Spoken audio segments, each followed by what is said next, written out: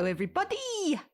Welcome to the Field of Streams, where every week I, your host, Janeen McCrae, read a short piece of my writing to you so that you, mercifully, don't have to. What can I say? I'm feeling benevolent. The other positive? Short. I keep my rambling short, except when they're not. But it just so happens this one is. You're welcome. Not a lot to the intro of this one. To get straight to it, I read a story about how Roald Dahl books were being altered by the publisher, Puffin, to make them a bit more inclusive for modern readers. More palatable, I guess. They call this bowdlerizing, or bowdlerizing, B-O-W-D-L-E-R-I-Z-I-N-G, which means to remove the offensive bits. So, in the case of Roald Dahl, perhaps instead of saying Augustus Gloop was enormously fat, it would say enormous, and leave it at that. I did not mean to rhyme there, but I did. That's in honour of the Oompa Loompas, probably. I'll put a link to that story about the bowdlerizing or bowdlerizing, however you pronounce it, in the description if you want to see what kind of shenanigans are going on.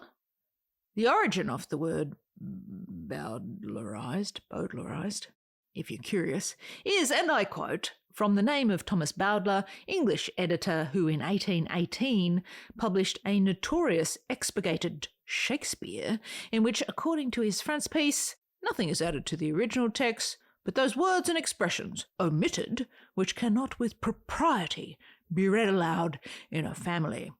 End quote. I'm pretty sure that was his accent too. So, you know. Anyway, it got me to thinking about rewriting of our personal histories, the desire for us to change the narrative of things that hurt us so that they perhaps don't hurt us quite so much, or to delete them entirely from our memories. In the piece I'm about to read to you, I make the case for the Book of Hurt in the library of our personal histories as being one of the most essential books we own. Don't rewrite it. Don't ban it. Don't throw it away. Let's listen in. I mean, I won't be listening, I'll be reading, but you know what I mean.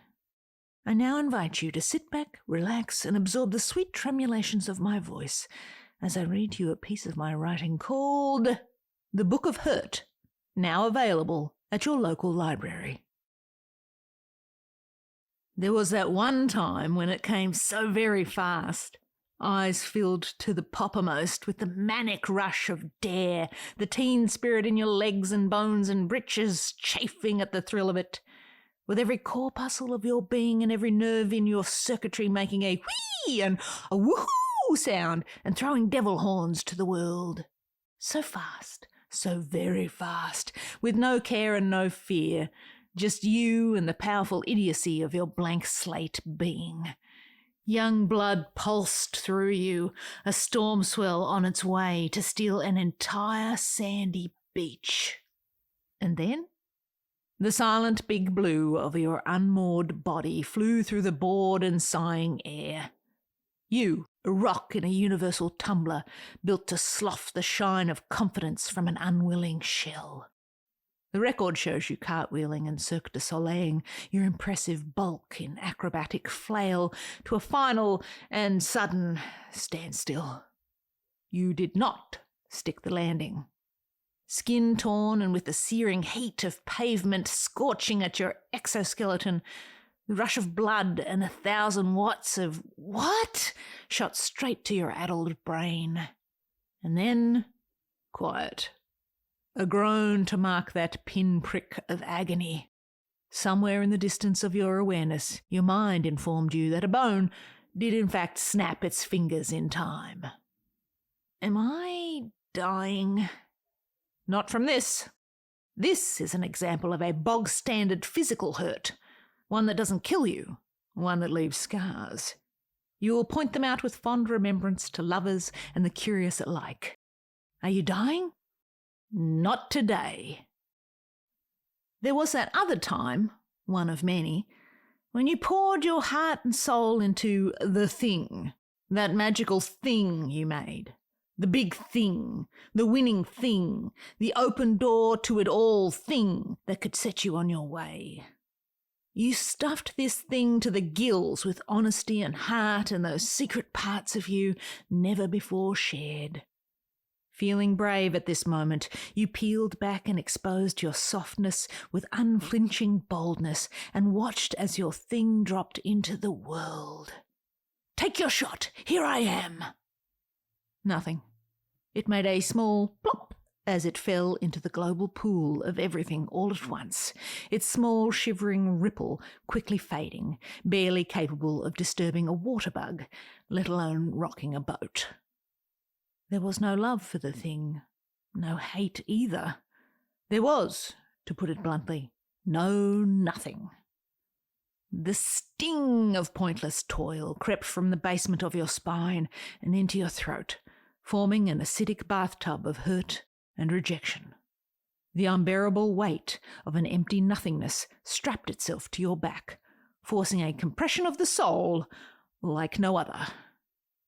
This must be what death feels like. No, the bile and the venom and the acid in your throat will toughen up your larynx and help you find your voice, but it won't kill you. This kind of hurt is necessary. It will leave scars that trigger the bile dispenser, and you may want to hurl, but you will not die from it. Not today. Once, he or she or they or them, remember that time?